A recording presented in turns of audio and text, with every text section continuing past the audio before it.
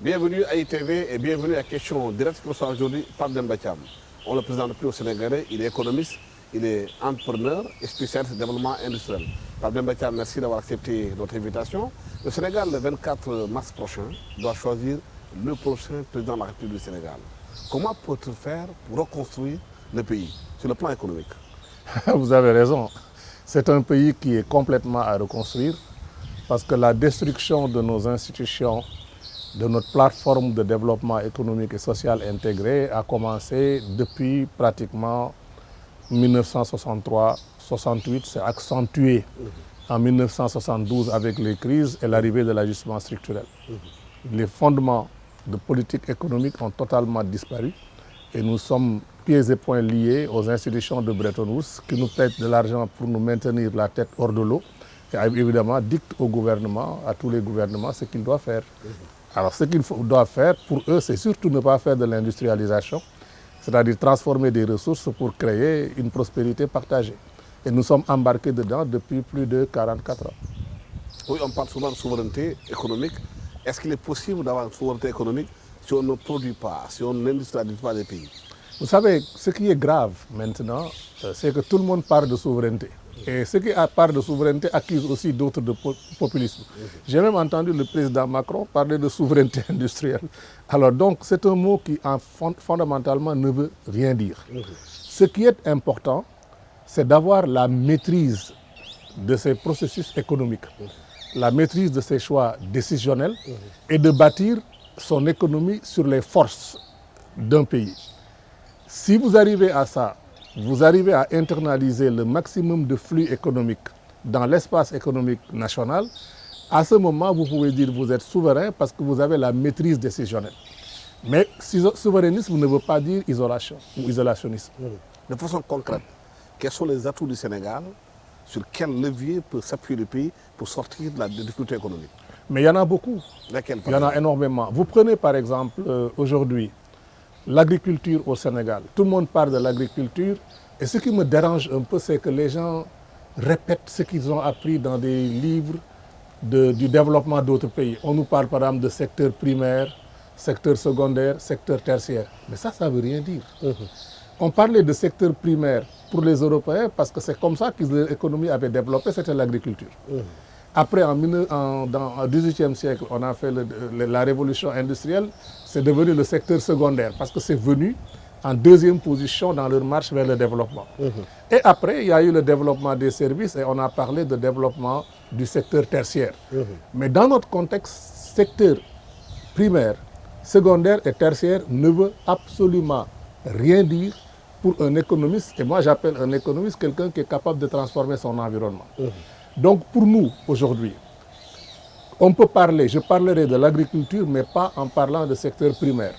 Parce que la manière dont on doit développer l'agriculture au Sénégal doit être fondamentalement différente de la manière dont on développait l'agriculture en Angleterre, aux États-Unis ou ailleurs. Les conditions ne sont pas les mêmes. Bien sûr. Aujourd'hui, il faut industrialiser le secteur agricole. Industrialiser le secteur agricole, d'abord, il faut définir ce que c'est que l'industrie. L'industrie, c'est la production de masse. J'ai entendu beaucoup de gens, même, y compris même d'ex-ministres de l'industrie, dire les petites et moyennes industries, mais ça ne veut rien dire. Dès que vous dites industrie, vous dites production de masse. Vous pouvez parler de petites et moyennes unités industrielles, mais pas petites et moyennes industries. Donc, Alassane, il faut d'abord qu'on ait la maîtrise conceptuelle pour pouvoir agir de manière efficace sur notre environnement. Donc, industrialiser la production agricole, ça veut dire quoi? Ça veut dire produire dans l'agriculture de manière massive. Donc dès que vous faites la production de masse, vous êtes dans l'industrialisation. Mais pour cela, ça veut dire que vous devez créer des conditions qui permettent l'émergence d'opportunités économiques pour tous les agriculteurs, c'est-à-dire du plus petit au plus grand. Il y a des gens qui nous ont vendu les histoires d'agro-industrie des sottises, c'est-à-dire c'est des gens qui sont venus en disant que pour que le pays produise beaucoup, il faut qu'on ait toutes les terres accaparées par des grosses unités industrielles. Mais à ce moment-là, c'est des gens qui vont transformer tous nos paysans en ouvriers agricoles. Et puis, le bénéfice, c'est eux.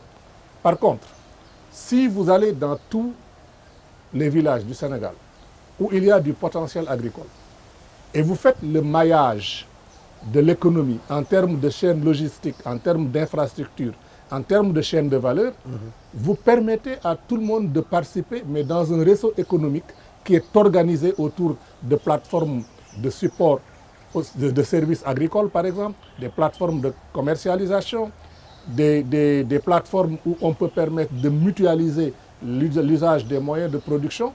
Et ça vous permet en réalité de développer une véritable politique économique, mais qui est centrée sur l'agriculture.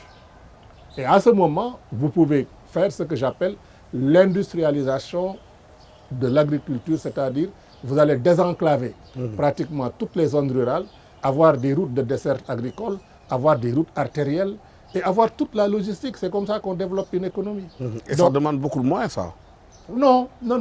Ça demande d'abord, Alassane, la vision, savoir ce qu'on fait. Parce que si vous ouvrez, si l'argent de l'État est utilisé à créer des opportunités, à ce moment, ce n'est pas l'argent de l'État qui finance la transformation de ces opportunités. Oui. Par contre, l'État peut dire, je vais faire un mapping de ressources. Au niveau agricole, quelle zone est bonne pour quel type de production? Et dans quelle zone on peut les transformer d'une manière de plus en plus rapprochée des zones de production. À ce moment, l'État peut faire son maillage, toute sa stratégie, après son plan, avec des programmes et des projets. Et à ce moment-là, l'État peut même recourir à des financements participatifs en matière d'infrastructure avec une fiscalité retard, créer des partenariats stratégiques publics-privés sur ces chaînes de valeur où l'État peut même permettre à des privés d'investir dans des infrastructures et de les payer en termes de crédit d'impôt. Donc il faut utiliser son argent intelligemment. Donc ce dont on a besoin, c'est des fonds d'amorçage qui développent cette stratégie, sa stratégie de mise en valeur, ses programmes et ses moyens de financement. Mais quand on regarde le programme de tous les candidats qui veulent diriger le Sénégal le 24 mars prochain, on ne voit pas la question de l'industrialisation au cœur du débat. Le problème, c'est que tout le monde en parle et beaucoup ne savent même pas ce que ça veut dire, comme je viens de dire aujourd'hui. Hein? La plupart des programmes sont des arbres de Noël. Vous savez ce que c'est qu'un arbre de Noël? Oui. C'est-à-dire vous accrochez tout ce que vous voulez, il n'y a absolument aucune cohérence. Mais vous dites des choses que les gens peuvent entendre. Le gros problème que nous avons dans le pays, et je crois qu'on en avait parlé même dans certaines de vos émissions, c'est parce que le marché politique, le marché de la politique a ses produits et ses services qui conviennent à la situation du moment. Vous pouvez gagner des élections en montrant ce que d'autres ont fait qui n'est pas bon, en indexant des gens, ça suffit à gagner la sympathie des gens. Alors ça, c'est le produit phare. Et comme il y a beaucoup quand même de fabriques de pauvreté dans la plupart de nos pays, indexer ce qui gouverne, c'est le produit qui marche le mieux. Mais à ce moment, tout ce que vous achetez, vous mettez maintenant sur ce tronc-là et sur les branches, permet de marcher. Mais j'ai fait récemment un post où j'ai dit que les futurs dirigeants du Sénégal n'auront pas un seul jour d'état de grâce. Et s'ils n'ont pas les moyens conceptuels de pouvoir répondre aux attentes qui sont en train de susciter, c'est le moyen de penser à ça. Oui. Mais justement, pour la première fois, le Sénégal a la chance d'avoir un président sortant qui n'est pas candidat. Donc une élection normalement qui est très ouverte, qui doit permettre à mettre en place des programmes, permettre aux Sénégalais de choisir les meilleurs d'entre eux. Oui, le problème, vous savez, tout pays a les dirigeants qu'il mérite et tout dirigeant a l'opposition qu'il mérite. Parce que tout simplement, c'est dans ces termes de concours que ça se pose. J'ai toujours dit que la plus grande opposition qu'un pays peut avoir, ce sont des peuples qui s'affament et qui s'appauvrissent. Or, nous avons les moyens de les sortir de la pauvreté. J'ai pris le cas de l'agriculture tout à l'heure. Mais dans l'agriculture au sens large, on peut aussi prendre par exemple, nous sommes un pays de tradition de pêche. Oui. De Saint-Louis jusqu'au nord, donc du nord jusqu'à Dakar, jusqu'au sud, nous avons plus de 700 km de côte et toutes les populations ont migré en suivant le poisson. Bon, aujourd'hui, on dit on va exploiter le pétrole. Si on exploite le pétrole, c'est clair qu'il va y avoir des impacts au niveau de l'environnement. Il y a des zones de pêche qui étaient poissonneuses qui vont certainement être impactées. Mais quand on fait une politique comme ça, il faut faire toutes les analyses pour trouver quelles sont pas seulement les mesures de sauvegarde sur le plan environnemental et social, mais comment faire en sorte que cette tradition de pêche, nous la conservions et comment faire en sorte que cette matière première de la pêche puisse aussi être un levain pour donner des leviers à l'industrialisation, à la transformation. Oui. J'entends tout le monde dire je vais annuler les trucs de pêche, faribole. Les accords de pêche. C'est des fariboles. Parce que moi, depuis que je suis étudiant, j'ai entendu dénoncer les accords. J'ai été directeur développement secteur privé et commerce à l'Union européenne pour les pays ACP. De 1996 à 2001. Mais à ce moment déjà, je disais du temps où Ndiaga Gueye était directeur des pêches, Oui. ou des gens, je leur disais, mais il faut arrêter avec ces histoires de bateaux. Quand vous donnez une licence de pêche à un bateau et qu'il vous paye quelques millions d'euros, mais ces millions d'euros, d'abord, vous n'êtes même pas capable de contrôler ce qu'il pêche. Oui. Vous n'êtes pas capable d'évaluer ce qu'il gagne. Mais vous, le million qu'on vous donne là, c'est de l'argent qui rentre dans le budget de l'État. Mais quand vous prenez simplement, à l'époque, de la sole qu'on achetait sur les plages à 600 francs CFA, le filet que vous en sortez avec un rendement, mettons, de 70%, se vendait en Europe à 20 $. Oui. Or, ce produit-là, ce n'est pas les bateaux de pêche qui le font, c'est la pêche artisanale. Oui. Donc, il faut développer la pêche artisanale de manière à augmenter la capacité de fournir des industries de transformation en produits frais. Mais pour cela, il faut développer aussi les plages de débarquement. Aujourd'hui, nos places de débarquement doivent être des centres de croissance dans un cadre multipolaire où le pêcheur qui va pêcher ne va pas venir pour réparer ses filets lui-même. Il ne va pas rester 3 jours sans retourner parce que ses bateaux, sa pirogue est abîmée. Il ne va pas aussi aller chercher de la glace ailleurs. Si vous êtes vraiment un ministre qui est chargé de développer le secteur, vous devriez organiser toutes les plages de débarquement en groupement d'intérêt économique, monter une entreprise industrielle là-dedans qui est composite, qui permette la production de glace, le carénage des bateaux. Par exemple, s'il y a une entreprise qui vient, dès que vous déposez votre bateau, il va boucher les trous, il va faire le carénage. Vous allez dormir le lendemain, vous voulez reprendre votre bateau. Faire les filets. Faire les filets, la même chose. Fournir la glace, fabriquer les crêtes, et ainsi de suite. Mais si vous allez à Yoff Tongor, c'est une honte d'un pays qui connaît ce que veut dire la pêche, le produit de la pêche, et qu'on n'ait pas une politique d'aménagement du territoire des débarquements de produits halieutiques pour réduire déjà les pertes post-capture, préserver la ressource et alimenter des industries.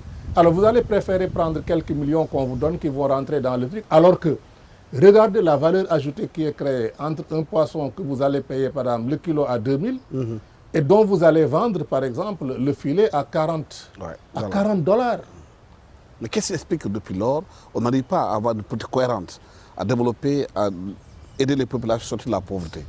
Parce que ce n'était pas l'intérêt de ceux qui gouvernent en général depuis 1960. Si vous gouvernez parce que vous avez une constitution qui est faite avec des failles et qu'on peut manœuvrer dedans pour faire que même quand vous changez une virgule, vous remettez les compteurs à zéro. Si les gens passent leur temps à tricher, à développer des passe-droits, des choses-trappes et tout ça pour rester au pouvoir, ils n'ont pas de stimulant, ils n'ont pas d'intérêt à faire une économie inclusive qui fasse que les gens se disent « Ah, ce Alassane-là, je ne veux pas qu'il parte ». Donc, c'est une question encore. Mais dans le même temps, les populations continuent à vivre la pauvreté, à s'appauvrir. Au Sénégal, vous regardez, malgré les infrastructures qui ont mis en place, la pauvreté a augmenté. C'est normal. Pourquoi? Moi, j'ai dit dans une émission, je crois que c'était chez vos confrères de TFM, quand on installait le gouvernement en nommant le nouveau Premier ministre, je crois que c'était le 17 septembre 2022. J'avais dit, mais attendez, moi si j'étais le président Macky Sall, je me poserais la question de savoir pourquoi lors des dernières législatives, là où j'ai mis un TR dans la région, dans l'agglomération dakaroise, c'est là que j'ai été laminé. Ça veut simplement dire que l'infrastructure que vous avez mise là-bas et qui se voit ne répond pas aux priorités des populations. Parce que je vais vous dire, c'est quoi une infrastructure? Une infrastructure doit être pensée d'abord en termes d'effet d'entraînement que cette infrastructure va produire avant même de penser faire ça. Si vous arrivez par exemple sur le chemin d'expansion de chaînes de valeur et vous vous rendez compte que, comme je disais par exemple aujourd'hui, avec la possibilité de créer des centaines de milliers d'emplois dans la pêche, dans les zones de débarquement de pêche, vous savez que cette infrastructure, si vous la mettez en place, vous allez libérer les facultés de pêche et vous allez même susciter peut-être le développement de l'aquaculture pour allumer des industries. Donc des infrastructures comme ça, elles sont pertinentes parce que ce sont des chaînons manquants dans des chaînes de valeur potentielles qui peuvent converger vers des centres de croissance. J'entends tout le monde dire maintenant je vais faire des pôles de croissance. Ils ne savent même pas ce que ça veut dire. Un pôle, c'est un point dans l'espace. Si on me dit on fait des centres de croissance multipolaires avec plusieurs pôles, comme on disait tout à l'heure, vous avez par exemple un centre de croissance multipolaire à, qu'est-ce que j'allais dire, à Fass-Boye, où il y a beaucoup de pôles, c'est-à-dire des activités qui polarisent l'activité économique et qui diffusent des opportunités dans son environnement. Mais là, vous avez plusieurs pôles. Donc pourquoi vous allez l'appeler pôle de croissance? Un pôle, c'est un point dans l'espace. Donc c'est pourquoi je vous dis que j'entends des gens qui parlent de programmes, les gens qui participent dans ces programmes, mais beaucoup de ces choses-là, c'est de la littérature politique facile. C'est pour ça que j'avais dit, je ne me suis jamais intéressé à être candidat dans une élection, quelle qu'elle soit au Sénégal, mais les candidats m'entendront. Je participerai à ma manière parce qu'on ne laissera pas les gens dire n'importe quoi. Parce qu'on a une chance exceptionnelle. Quand on a par exemple des accidents dans l'histoire, des accidents institutionnels, c'est le moment de se reconstruire. L'Allemagne nazie, le dos au mur, avait perdu la guerre, ils ont créé la première industrie européenne. Le Japon, la même chose. Nous avons connu des accidents institutionnels. Il y a des pays où on a fait des coups d'État militaires pour remettre les institutions à l'endroit. Nous, on a eu la chance d'avoir, j'allais dire, des clashs institutionnels qu'on a évités. Et ça doit être un nouveau rendez-vous pour nous pour reconstruire nos institutions. Comment reconstruire les institutions au Sénégal aujourd'hui? Alors, dans n'importe quelle chose que vous avez à Alassane, il faut savoir où est-ce que nous voulons aller. Pour moi, le fondement du problème sur lequel tout le monde est d'accord, c'est la reconstruction de notre économie. Construire d'ailleurs notre économie sur ses forces. Si nous voulons construire notre économie sur ses forces, nous devons avoir une constitution qui nous crée les éléments juridiques et légaux qui rendent non seulement légaux, les approches de construction économique, mais qui créent aussi des éléments qui les catalysent. Que le droit, il est créé pour faire passer. C'est comme des rails que vous créez pour faire passer un train. Ça veut dire que notre constitution doit être refondée pour pouvoir servir le développement économique. Ça veut dire aussi que les institutions que nous avons doivent être taillées de la même manière et même l'activité des partis politiques. Leur quintessence doit être inscrite dans la Constitution. Ça, c'est le meilleur filtre. Si, par exemple, nous avons des institutions qui sont faites pour dire que notre objectif principal, c'est un développement économique inclusif, bâti sur les ressources de notre pays, qui appartiennent à la population comme c'est inscrit dans la Constitution. Donc, si l'activité politique doit concourir à tenir les leviers du pouvoir pour servir la population, mais n'importe quel parti politique ne peut pas exister. Absolument. Donc, d'abord, ça veut dire que nous devons avoir ce que j'appelle une concertation nationale sur un modèle de développement. Moi, vous avez vu, j'ai travaillé sur le Maroc. Comme les assises ont eu à le faire à un moment. Voilà. Mais est-ce que c'était orienté vers le développement économique? Parce que beaucoup de gens font l'erreur de travailler sur le contenant au lieu de travailler sur le contenu. Nos institutions doivent contenir des processus de développement économique, Donc, avant de dire que je vais fabriquer, par exemple, un contenant, il faut savoir ce que ça contient. Absolument. Parce que si vous voulez mettre de l'eau dans du papier, vous savez ce que ça va arriver. Donc, c'est important de dire, parler d'assises, mais vous ne pouvez pas parler de concertation ou d'assises nationales en parlant que des institutions sans comprendre à quoi ces institutions doivent servir. Encore faudrait-il que les gens s'entendent autour de l'essentiel. Oui, mais peut-être C'est parce ça que... le gros problème au Sénégal. Peut-être, j'ai vu Alioune Tine invité à la réflexion sur le futur Sénégal. Pour la première fois, je vais accepter de participer à ça. Parce que ce que moi, je crois, c'est qu'il faut toujours parler contenu d'abord. Si on dessine le contenu en disant contenu, voilà, nous avons notre mapping de ressources, voilà ce que nous voulons en faire, voilà les infrastructures que nous voulons construire, et voilà les superstructures qui permettent d'encadrer tout ça. À ce moment-là, ça vous indique clairement La voie. la voie et comment vous allez construire votre bâtiment. Depuis les fondations, c'est-à-dire les infrastructures, jusqu'au-dessus, c'est-à-dire l'infrastructure échelonnée que j'appelle la superstructure. Donc nous devons avoir cette démarche-là. Et si nous avons cette démarche, ça veut dire que nous convoquons le peuple. Qu'est-ce que vous voulez faire de vos ressources pour assurer un développement participatif pour quelqu'un? Parce que nous ne sommes que 18 millions. Et nous avons toutes sortes de ressources. Il y a eu quand même beaucoup de friction dans le pays. Il y a eu beaucoup de batailles, il y a eu beaucoup de dégâts. Est-ce qu'il ne faudrait aussi pas réconcilier le peuple?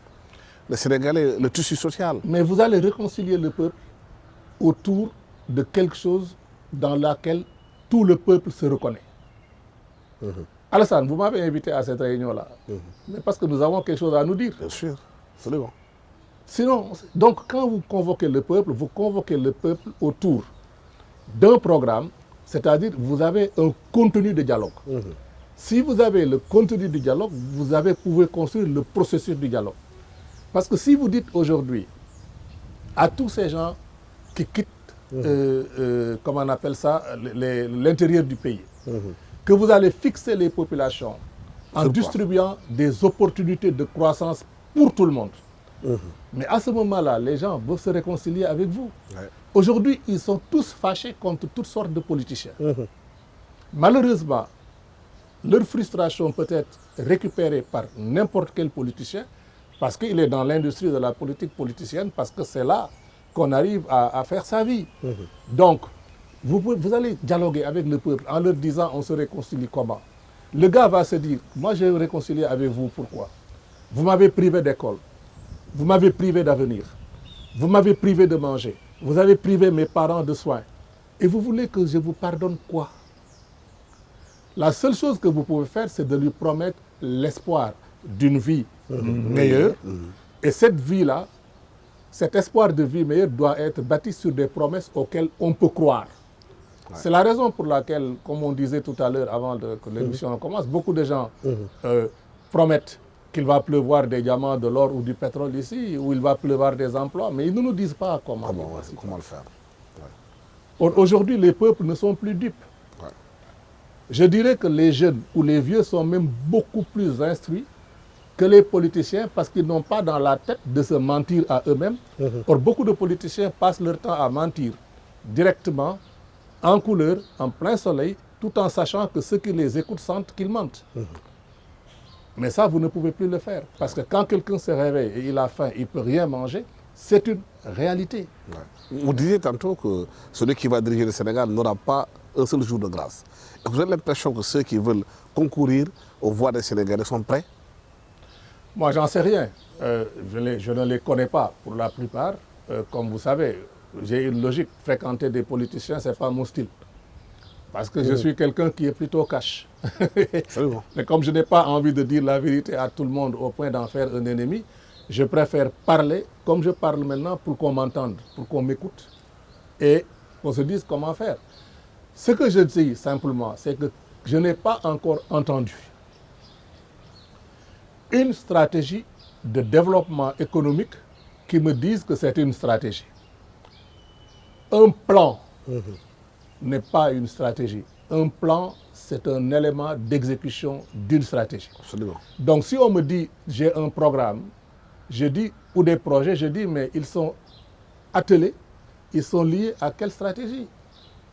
Et quand vous avez une stratégie, vous avez votre point de départ, votre point d'arrivée, vous pouvez mesurer toutes les séquences par lesquelles vous passez et justifier le fait que si vous construisez une infrastructure, voilà sa logique dans la stratégie. Je suis désolé, je n'ai pas entendu parler de stratégie. Et pourtant, je vous assure que j'écoute tous les jours plusieurs télévisions sénégalaises sur YouTube et vous vous en rendez compte parce que parfois je sors et puis je publie et quand je publie, je fais un peu du garoualais à la Saint-Louisienne, c'est-à-dire j'attire l'attention sur les gens en décrivant une situation, en espérant que les gens vont s'y reconnaître et rectifier le Mais tir. fort de ce constat, est-ce qu'aujourd'hui on n'est pas encore en train de choisir un président et retomber dans les mêmes travers qu'on a connus? Mais on a les risques. Non, on a les risques. On a les risques. Je ne veux pas jeter l'anathème à qui que ce soit, mais on a les risques. Parce qu'aujourd'hui, le fruit est très mûr. Il va tomber. Et il y a une cadence qui s'est accélérée en Afrique de l'Ouest où on ne veut plus, les populations ne veulent plus de ce qui était là. Tous ceux qui ont touché à la construction de nos pays sont vus comme des privilégiés. Regardez vous-même. Vous avez connu des gens qui peut-être il y a 12 ans ou il y a 20 ans, ils couraient après les cars rapides. Maintenant, ils nous font une concurrence extraordinaire parce qu'ils offrent des Maybach à des femmes. Nous n'avons même pas la possibilité de leur offrir un sac. Ouais. Et pourtant, on a travaillé toute notre vie. On emprunte de l'argent, on trime pour l'investir partout. On paye pendant 20 ans, 30 ans. Alors quand vous voyez des choses comme celle-là, mais la politique devient un métier qui est intéressant pour tout le monde. Ouais. Heureusement. Alors donc, la question, elle est là. Moi, je dis, de la même manière que j'avais dit sur votre plateau, je crois que c'était le 24 janvier 2021. Absolument, oui. Où j'avais dit que ce qui s'est passé là en mars 2021 allait arriver. Vous vous souvenez d'ailleurs quand c'est arrivé? Vous m'avez interviewé avec Mamadou Abrikan depuis Genève en disant que c'était arrivé. Alors je dis la même chose. Je dis la même chose. Les fear-mongering, comme on dit, semer la peur ne sert à rien. La peur, elle est dans l'angoisse des populations de ne pas savoir ce qu'elles vont manger demain, de ne pas savoir si leurs enfants vont aller à l'école, de ne pas savoir si elles peuvent se guérir. C'est cela la situation. Donc, quelqu'un peut ramasser le pouvoir, parce que le fruit, il est mûr aujourd'hui. Aujourd'hui, le fruit est mûr. Même les militaires qui sortent prendre le pouvoir, tout le monde les applaudit. Mais je leur dis la même chose. Quand ils ont pris le pouvoir au Mali, en Guinée, vous vous souvenez ce que j'avais dit? Bien sûr. Nous n'avons pas le droit de les laisser échouer. Il faut qu'on les aide à construire leur pays parce que c'est eux qui sont là et on ne peut pas dire que parce que des gens sont là et qu'on ne les aime pas ou qu'on n'aime pas la manière dont ils sont venus, on va faire la politique de la chaise vide. Mais à ce moment, c'est les populations que nous condamnons. Qui vont payer. Mais c'est cette vague maintenant qui porte n'importe qui prend le pouvoir. Mais s'ils ne font pas eux-mêmes attention, ils vont être balayés par la déferlante populaire parce que c'est valable pour tout le monde. Voilà. Pape Demba Thiam, merci d'avoir été avec nous sur ce plateau d'ITV à Question Directe. Je rappelle que vous êtes économiste, entrepreneur, spécialiste de l'économie industrielle internationale. Merci à toute l'équipe technique qui m'a accompagné pour la réalisation de cette émission. Merci, au revoir.